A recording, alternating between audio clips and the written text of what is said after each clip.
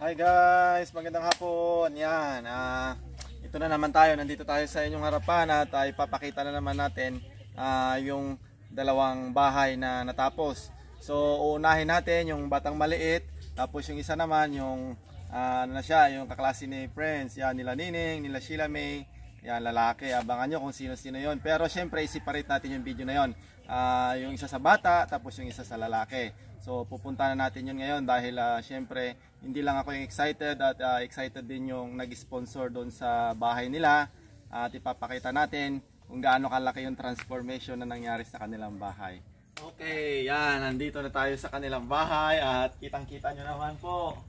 Ayan, di ba? Sobrang laki ng transformation. Kasi nung nakaraan, wala siyang ganitong kulay puti. Skim coat lang po ito, wala pa siyang pintura pero napakaganda na. Tapos ang additional, yung pintuan nila doon. O yan o, silip-silip na doon si yung maliit na bata. Tapos si Andrea. Mag-hi ka naman dyan, Andrea. Ayan, si Andrea. Yan, ito guys. Ito po yung bahay nila, Andrea. Wow, ang ganda naman. Oh, wow, finish. Ang ganda, no? Sobrang laki ng pinagbago niya. Oh, yan. So, ngayon, papasok tayo dito sa loob. Titignan din natin dahil napakalaki din ng transformation nito sa loob. So, tara, pasok tayo. Yan. Siguro napansin niyo po, bago na po yung kanilang kumbaga ito naidagdag talaga, binutasan dito tapos nilagyan ng pintuan.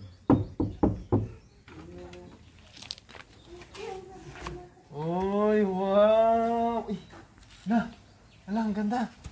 Pagpasok niyo agad, dati walang floor mat. Oo naman. Halika Andre. Yan, ito po yung sinasabi kong bata na napakaswerte dahil tignan nyo naman po yung transformation ng kanilang bahay. Grabe, sobrang ganda talaga ako. Kasi ilang araw ako hindi nakapunta dito pero tingnan nyo naman, ang kulang na lang ay ceiling na lang. Pero talagang ang ganda na. Tara, pasok tayo. Nandito syempre kompleto tayo ngayon si nanay. Tapos si tatay. Mag-hi ka naman dyan, tatay. Yan. So, syempre, ipapakita ko din sa inyo yung kanilang kwarto. Pagpasok nyo kasi, sala lang po agad. Tapos hindi naman siya kalakihan. Meron din siyang kwarto. Yan. Ay, dito muna pala. Meron din sila dito. Yan. Ito pala. Ipahapya ko lang po sa inyo yung little kitchen. Diba? Ang ganda.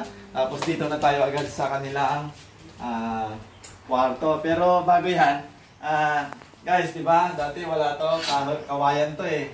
Kung sino po yung nag-sponsor dito, siya din yung nag-sponsor sa lahat ng mga nakikita nyo, mga skin coat, yan. Tapos may dinagdag din sila nanay, yan. Ito, bumili na rin sila ng hamba, sariling nila ito. Yan, halika. Uy! Ay, sobrang ganda. Ganda naman dito. Oo, naka-floor mat pa talaga. Wow! Ay, ang ganda naman dito. Swerte naman nila, bla. Tapos, yan, yung phone nila, ito. Isang tao lang po yung nag-sponsor niyan. Tapos itong TV, isang tao din. Yan, ay walang iba, kundi si Auntie. Hello po! Magandang hapon! Yan, kompleto tayo. At hindi na siguro po bago sa inyo yung si tatay, si nanay, si Andrea, tapos si Andre. So, nung mga unang-una pa lang ay paalala ko lang na yung bumili dati ng kama, ng foam, ng TV, sliding windows nila at hindi pa talaga nakontento si Auntie. Talagang lalo pa niyang pinaganda dahil binilhan pa niya ng mga materyales na lalong nagpaganda sa paligid ng kanilang bahay. Grabe, hindi ako makapaniwala na sobra po yung pagmamahal talaga niya sa kay Andrea. Sa totoo lang po talaga, syempre, ito kasi yung talaga niya, Auntie, si Andrea. So, ito napakaswerteng bata na rin ito kasi syempre dati noon pa, nung mga unang-unang mga video namin, si Auntie nakapanood na ng mga video ni Andrea. Minsan may nakakasama siya, minsan hindi. Pero siya na talaga yung parang gusto niyang bata na nakikita doon sa mga vlog namin. Kaya, pero yan guys, hindi lang po ito, abangan nyo pa po kung sino yung mga susunod natin na, kung sino yung susunod namin na ni Auntie, kumbaga yung plano niya. Kasi, sabihin ko lang din po sa inyo, lahat po ng mga desisyon na nakikita ninyo, lahat po ng mga desisyon na kung ano man yung ginagawa ko, binablog ko, yun po ay galing sa sponsors natin. Wala po yun sa decision ko. Yun po ay galing kay Auntie na siya po talaga yung nagbigay ng mga cash para dito sa itong bata. Ganon. Hindi po tayo pwedeng mamili kasi kung sino yung gusto ng sponsor, dapat doon tayo kasi sila po yung nagbibigay ng budget. So medyo klaro po tayo doon kasi syempre nakikita nyo po kapag sabi natin si Auntie, maliban doon sa mga allowance, ay kila Andrea, ganon. At may mga time, hindi pa po namin na iba-vlog na ayaw na po ipaano ni Auntie. Kumbaga, yung mga personal na mga tulong niya, ganon. Si Auntie talaga hindi na po niya yan na pinapasabi. Pero talaga, alam ko po kung gaano kabait si Auntie sa amin. Hindi lang sa The Explorer Family, marami pa po siyang tinutulungan. Hindi ko na po i-mention dahil private na po yun ba. Si Auntie na lang po yung nakakaalam doon. So, ito, nandito kami ngayon kasi sabi nga ni nanay, ni tatay, gusto din po kasi talaga nila magpasalamat dahil nga po dito sa kanilang transformation ng bahay. Sobrang ganda. Napakalaking parang imposible, sabi nga ni nanay at saka ni tatay na nagkaroon agad sila ng bigla-bigla na ganitong bahay. Kasi sa totoo lang, ang gawa na itong bahay nila tatay, talagang pinagsikapan naman nila ito, yung yero, yung bakal na dyan, sa kanila po galing yan, pera talaga nila mismo. Hanggang sa may time na natanong ni Auntie yung ganito, tignan mo yung bahay nila Andrea, ganun, hanggang sa ito nga, nadagdagan po ni Auntie. So, Andre, ikaw ang unang tatanungin ko, maganda na yung bahay mo? Okay. Sino nagpaganda ng bahay? Okay, may masasabi ka kay Auntie. Sabihin mo na. Nanonood siya ngayon, Kanya? Maraming tulong na. Ay, maraming tulong daw po. At, grabe, speechless, maraming tulong. Pero pagtugtong niya na parang nahirapan siya magano siguro dahil maraming salamat po siguro sa tulong ninyo, Auntie. Ganun siguro. Pero sabi niya, maraming tulong. Ganun. Okay. Ito naman si Andrea, favorite ni Auntie. Anong masasabi mo kay mamang mo? Yan. Nanonood siya ngayon. Yan. Mag-hi ka muna sa kanya. Yan. Anong masasabi mo sa kanya? At pinaganda niya yung bahay mo. May TV ka pa. Anong sabihin mo kay mamang? Maraming salamat po sa binigay niyo. I love you po. Uy, wow naman. Ang sweet talaga ni Andrea talaga. Wala akong masabi. Ganyan talaga yung mag-thank you siya. Pero tingnan mo naman siya, parang namumula-mula na yung parang, okay naman, ito naman, si nanay naman. May masasabi ka ba, nanay? Dahil sa pagmamahal sa'yo ni Auntie? Hi, Auntie. 100 times na pasasalamat ko sa'yo, Auntie. At unang-una po sa'yo, sir, kung wala ka, wala rin ito lahat. Ay, hindi kami nakilala ni Auntie. Okay naman. Auntie, hindi ko alam kung paano ako makakabawi sa'yo. Siguro, naisip ko na lang pag nandito ka sana, kung malapit ka sa amin. Siguro, naisip ko na lang para makabawi ako sa'yo. Ipaglaba kita, ipaglinis kita ng buo sa bahay mo, Auntie. Kaso malayo ka, kaya hindi ko magagawa. Kaya yung pagbawi ko na lang sa'yo, Auntie, yung sobra-sobra na pasasalamat ko sa'yo. Ikatlong bisis mo na to na ginawa mo sa amin. Kung para sa amin, Auntie, okay na yung may matirahan kami, yung hindi kami maulanan. Pero pinaganda mo, Auntie, yung bahay namin. Yung mga binili mong gamit sa amin, sobra-sobra na yan, Auntie. Pangarap mo ba na maging ganito yung bahay nyo? Sobra, Auntie, na pinangarap ko to. Kung sa amin lang, Auntie, mga ilang years pa siguro bago magawa to. Pero hindi na po naintay yun. Nang dahil sa'yo, nang dahil sa tulong mo, nagawa ng lahat ito, Auntie. Hindi nga ako makatulog, Auntie. Hindi ako makapaniwala na ganito na yung tirahan namin. Nang dahil sa'yo, nang dahil sa binigay mo, nagkaroon kami ng napakagandang bahay. Napakaganda talaga, tama na. Sobrang ganda, Auntie. Yung mga binigay mo, napakalaki yun.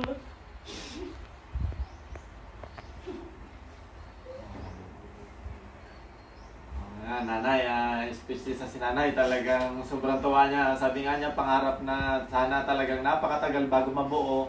Pero tignan niyo naman. Pero bilib ako sa kanila mag-asawa kasi kahit kahit nung wala pa naman po si Auntie, naipundar po nila ito na wala man lang siya skim coat, pero meron na po talaga siyang structural, may bubong, may ano, kasi pinagsikapan niya ni tatay. Kasi si tatay talagang masipag yan. Sabihin ko po sa inyo, sa isang araw baka 3 po yung pwede niyang sideline ay yung pinagsa-sidelinean na pwede niyang trabahuin, tinatrabaho niya yan para makaraos talaga sila sa isang araw. Ganun kasipag si tatay. Kasi sa tulong mo, lahat pati nakapintura na, puti na. Puti na, Kung hindi lang dahil sa Auntie, okay na yung walang kulay. May matirahan lang kami. Napakalaking tulong na po yung binigay nyo para sa amin. Pati yung floor mat. Yung floor mat. Yan, kasama Binilan mo pa kami. Lahat na kinumplito mo yung gamit namin, Auntie. Wala na akong isipin na bilhin kasi binigay mo na lahat sa amin. At yung allowance niyan, napakalaking tulong na po yun para sa amin. Hindi ko naiisipin yung pangbaon niya. Kasi napakahirap kitain yun, Auntie, yung ban na 500 na binibigay mo sa amin. Hindi namin makikita yun na isang araw lang. Pero lang dahil sa Auntie, parang sa totoo lang, Auntie, nung dumating ka, parang gumaan yung buhay namin. Dahil yung mga binibigay mo pa lang sa amin, si Lord na ang bahala sa iyo, Auntie. Lahat ng pupuntahan mo, gagabayan ka niya. Dahil deserve mo yan. Deserve mo rin na marinig yung pasasalamat namin. Sana mag-ingat ka lagi. Huwag mong pabayaan yung sarili mo. Sana balang araw makapasyal ka dito sa amin. Makita mo itong binigay mo sa amin. Lahat ng binigay mo sa amin, makikita mo. Hindi ka namin makakalimutan. Kasi itong binigay mo sa amin, nakatatak na dito. Like, nanggaling sa'yo to. Lagi yung nanay, lagi yung nakikita. Parang kahit malayo ka, Auntie, parang nakikita ka namin dahil sa binigay mo sa amin. Napakalaking tulong po ito. At sana, Auntie, hindi ka magsasawa na panurin lagi yung mga laro namin. Ayan mo, Auntie, papasayahin ka namin sa mga ginagawa namin para kahit nanonood ka, nakangiti ka, para yun yung may sukli namin para sa'yo. Okay. Auntie, mahal ka namin. Sobra. Mag-ingat ka po lagi dyan. Okay, nanay, thank you. At yan na, yan, kumpleto tayo ngayon. Kukunin ko rin yung side ni tatay kasi minsan may time na nag-vlog tayo, wala si tatay dahil talaga alas 5 pa lang yata tayo ng madaling araw dati na wala na siya dito kasi nagtrabaho na siya. Ganun kasi pag si tatay, bilib ako sa kanya, hindi niya talaga pinapabayaan yung pamilya niya. Kaya yun, deserve niya talaga. Yan ang gustong-gusto ko. Yun yung mga, kahit ako siguro, kung ako yung may kasi decision niya take, para nakikita niya kung ano yung So yun, nakikita niya talaga na gano'n ang So nararamdaman niya siguro, kaya masaya rin po ako na isa sila sa mga napili ni Auntie. Tatay, may masasabi ka ba kay Auntie? Una po sa lahat, magpapasalamat po ako sa iyo, sir. Oo. Okay, tatay.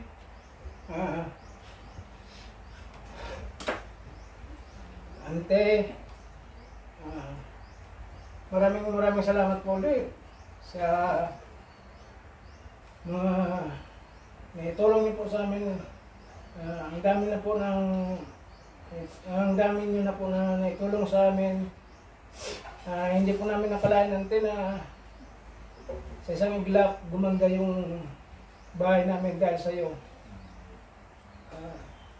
Hindi po namin alam, Ante, kung paano ka namin nasuklian sa mga kabutihan niyo po na binigay niyo sa amin. Sana po si Lord na lang po yung bahala magsukli po ng mga kabutihan niyo po na ginagawa para sa amin o sa iba pa po. Sana po malusog lang po kayo lagi at iligtas po kayo lagi sa anumang sakit at kapamakan po. Mag-ingat po kayo lagi, Ante. Mahal po namin kayo, Ante. Salamat po. Okay, yan. Grabe, sobrang natasya ko sa mensahe ni tatay na kahit na yan, pagod na pagod siya lagi, pero pagdating niya dito sa bahay nila, napakaganda na. Grabe, isa yan sa, isa ako sa saksi sa kanilang buhay dahil matagal talaga na nakapag-ipon sila hanggang sa totoo lang guys, yung mga pera ni nanay na napag-iipunan ni tatay, iniipon nila sa akin, tapos nilalagay ko sa bangko para hindi nila magastos. Yun yung totoo talaga nun guys, kaya sila nakapagpatayo ng ganito. Structural pa lang siya, may mga yero ganon. Nabuo na po siya at kontento na sila doon hanggang sa dumating po kasi si ate, so lalo pa siyang gumanda. So for you ate, grabe, sobrang saya ko. Lalo, syempre, ganun din sa kanila. Kasi yung isa yung pamilya ni Andrea sa natulungan po ninyo, isa sila sa pinaka-deserve na mabigyan nyo po ng ganito na magandang tahanan, ganun yung mga nabibigyan yung mga gamit dahil hindi po talaga ito nasayang. Diba? Yung pinadala mo ante, lahat yun, may resibo, lahat yun, naibili talaga sa tama. Kahit nga yung mga sukli na ni nanay, lahat ng mga sukli, binigay talaga niya sa akin, nakalista talaga lahat sa notebook namin. Bilib na bilib talaga ako sa kanila at lalong-lalo syempre kay auntie na siyang nag-budget dito sa kanilang bahay. Ang masasabi ko lang po kay auntie, sana mas humaba pa po yung kanyang buhay at mas laging healthy. Mas lalo pa sana siyang sumaya. Kasi alam niyo po, ang isang tao, hindi ko po nilalahat, pero kapag may kaya na, parang kontento na. Pero si auntie, hindi siya kontento nang hindi siya makapagbigay ng blessing sa mga tao. Grabe. Sobra po talaga akong na-impress. Sobra po talaga akong hindi rin ako makapaniwala na isa sa mga admin nila na nagmamanage ng mga ganito. Hindi po ako napapagod. Talagang yun ay dahil sa nakikita kong pag-angat ng nila, kahit ganito, di ba? Biruin nyo po, sabi nga nila, napakatagal na panahon siguro bago nila ito may pundar, pero instant, di ba? Dahil po yan kay auntie. Auntie, panatilihin mo sanang malusog ang inyong katawan. Lagi kayong kumain ng on time.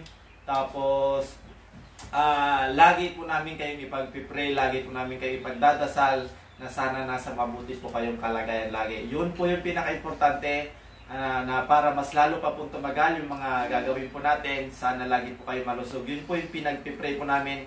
Yun po sana yung kapalit na yun po yung maibigay namin sa inyo na yung malakas na pag-pray, kumbaga malakas na power, kasi yun po yung talagang nakakaligtas ng mga tao, di ba? So auntie, mahal na mahal ka po namin, hindi na halata dahil yan po ay ramdam na ramdam nyo naman po.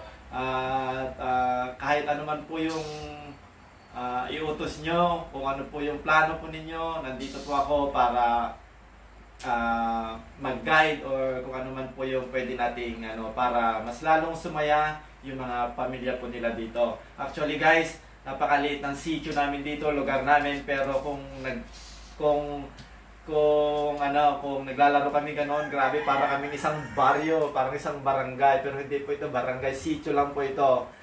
Yun nga, yung isang sitio na ito, yun ay napasaya ni auntie, sobra-sobra, dahil hindi lang po sa mga bata may allowance, at minsan nagbibigay din po, talagang nagbibigay po si auntie sa mga nanay. So, auntie, triple at purple pa nga na blessing ang darating sa'yo balang araw. Sabihin na natin, si auntie kasi nasa sa kanya na lahat. Gusto ko nga pong si auntie parang regaluhan, pero nahihiya talaga ako kasi nasa sa kanya na po lahat. Ako na po nagsasabi dahil kilala ko po si auntie. Auntie, I love you so much. And hanggang dito na lang po yung video namin. Ito po ay inaano po namin sa inyo yung kagandahan ng kanilang bahay. Ito ay galing po sa inyo. I love you auntie and bye-bye.